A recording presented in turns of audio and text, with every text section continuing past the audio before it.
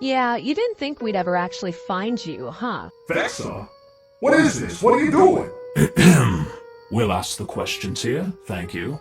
You should have known they'd get me involved eventually.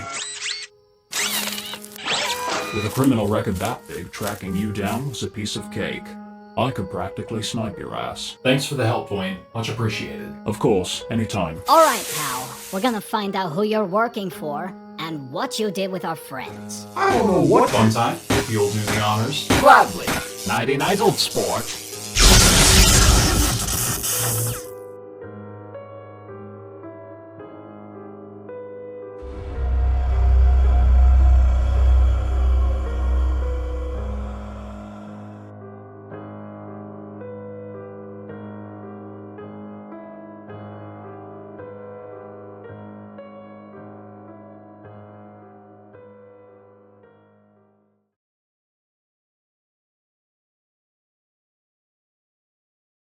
Greetings, listeners. I'm Nightmare Bonnie. And I'm Artemis, aka Nightmare Mangle. And of course, how could we forget? Funtime Foxy, welcome back. Yes, hello. It's your boy. I'm back.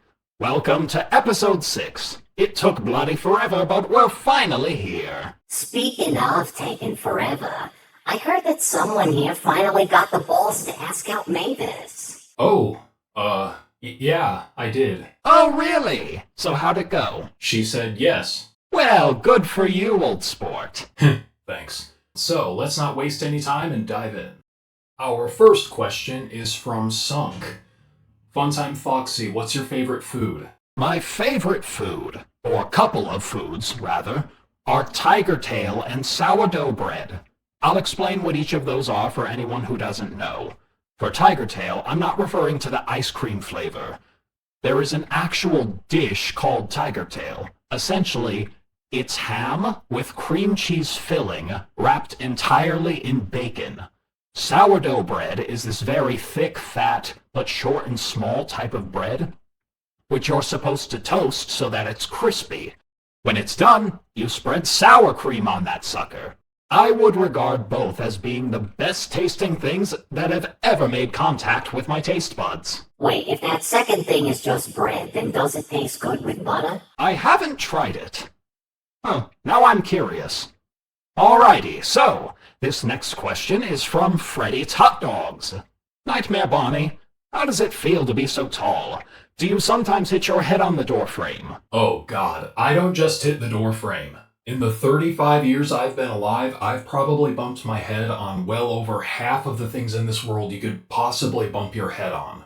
It's not just me either. All of the nightmares relate to this. Yeah, I can testify to that. And if you think I have it bad, oh boy, you haven't seen Nightmarion. He was...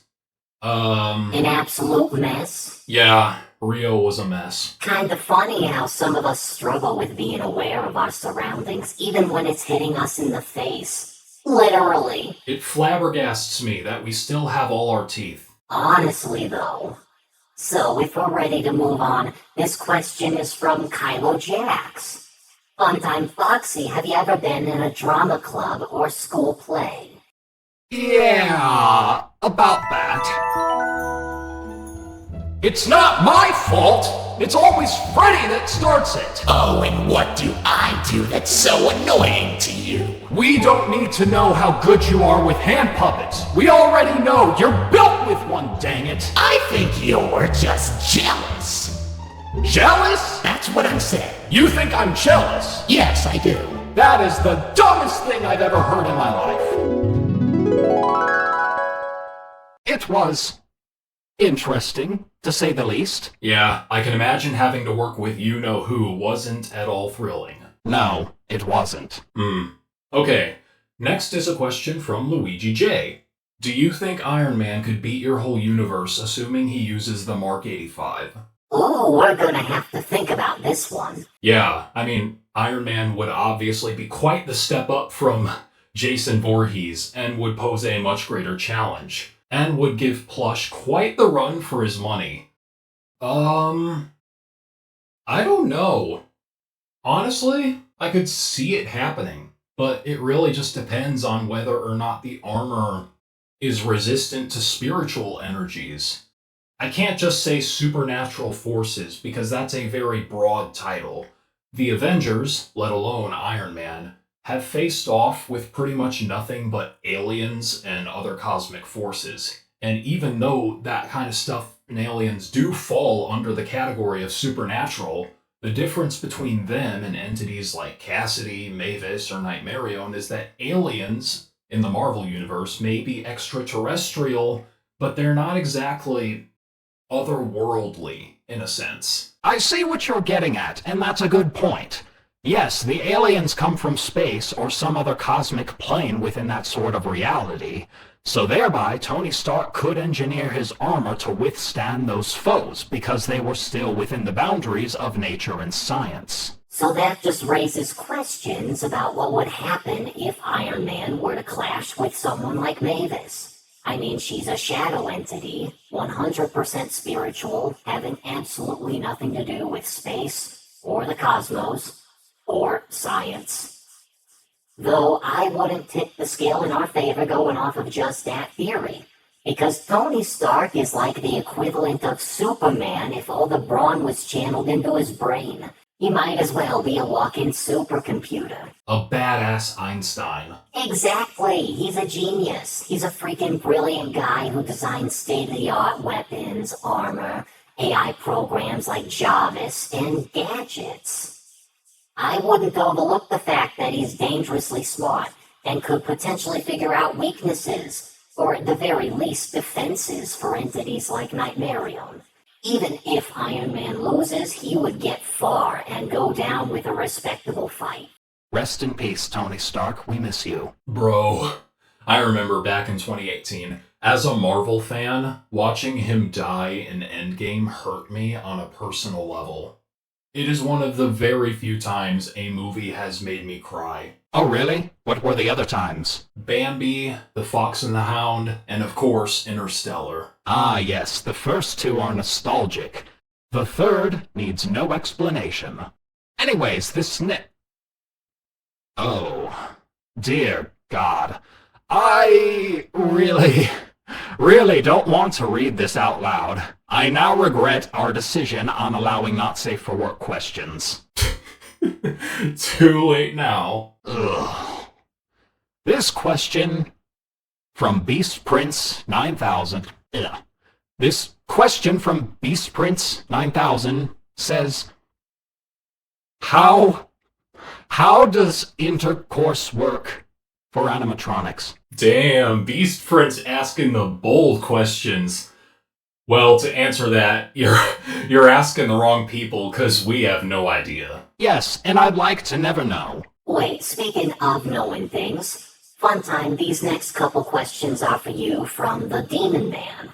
What are your opinions about the Funtime animatronics? Also, how do you know so much about Fazbear Entertainment's history? I'll answer the second one first. I know what I know because I was, for a time, the actual historian of the company. I held the position described in the handbook, and having that job gave me access to a lot of information about the company themselves, its history, obviously, as well as present and past events.